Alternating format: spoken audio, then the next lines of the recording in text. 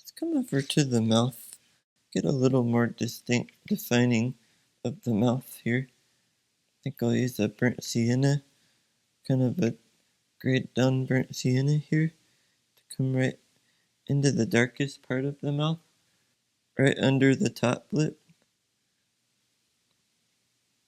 Maybe negative paint a few little hairs coming over right here.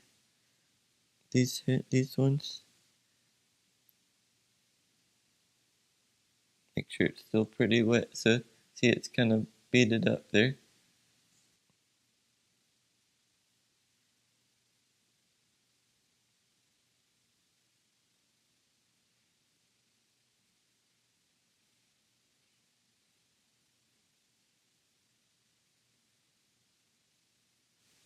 Okay, let's go a little darker while it's wet.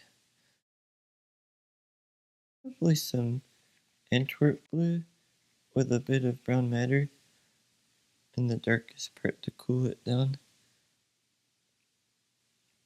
But as it runs over the lips, it should become warmer and redder. I don't want that to spread over the lips too much. So as it comes over the lips, I think I'll add a bit of Glen Rose right in here. Not too strong. I think what I could do is go ahead and soften the bottom edge of this and let it run over the bottom lip.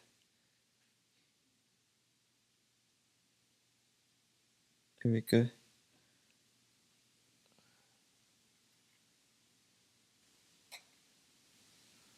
Little brown matter and Antwerp mix.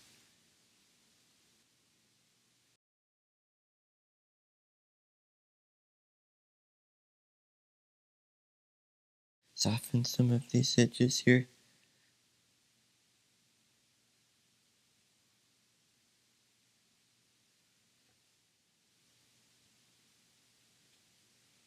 I could go with a darker burnt sienna and French ultramarine gray black mixture.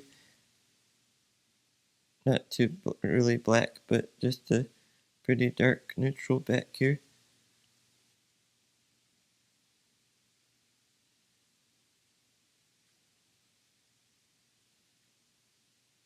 It's getting too dry though to work on.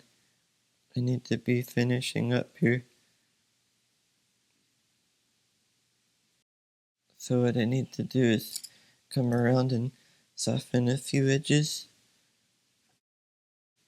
before it's too completely dry.